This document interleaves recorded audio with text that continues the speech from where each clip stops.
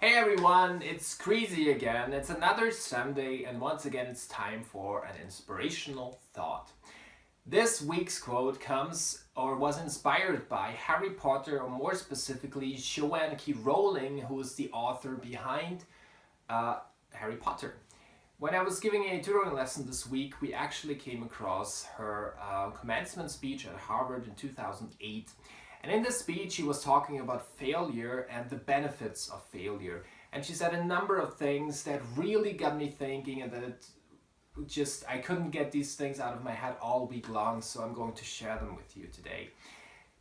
So she was talking about what the beauty of failure was, that she could finally let go of everything else that held her back, because everything else had fallen apart. She stopped pretending to be anybody else than who she truly was. And what many people do not know is when she was about 30, she was a failure in life, as she said herself, or at least she saw herself that way. She was divorced, she was jobless, she was broke, she had to take care of her young daughter, and the only thing that she really wanted to do, which was writing, is what she finally did at this point, because everything else had fallen away. And she then said one thing in particular that touched me so much I had to write it down.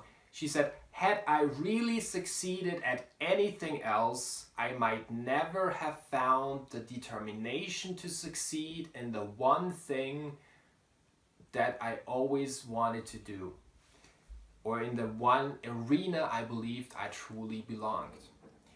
And when I heard that, I think like a few seconds later, one thought came to my mind, and that was the question, have you failed enough yet? Have you failed enough yet? And the answer for me was, no, I had not failed enough yet. I had not failed enough yet. And what I mean by that is, I have always been wanting to do one thing, and that is to get my drafts, because I have a number of drafts and books ready. I want to edit them, and I want to get them published and finally get them out. They have been sitting here partly for more than 5 years. So that is what I have always wanted to do. But I hadn't failed enough yet, right? I had too many other options, too many things that I could pursue. So sometimes I would write, sometimes I would not. But reading this week got me actually a bit angry. But that's my story. It got me angry at myself of why have I not done that one thing that I truly want to do. So once again, the quote is, have you failed enough yet? And it really got me thinking that maybe we are lucky enough in our lives to hit rock bottom so hard, to come to this point of ultimate failure, that we really get to that one thing that we want to do when everything else falls away.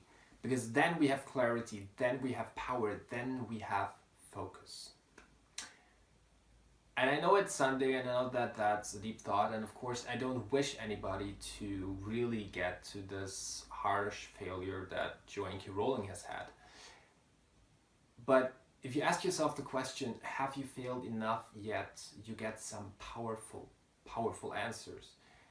So I want to invite you, or to challenge you even, to ask yourself the question, have you failed enough yet?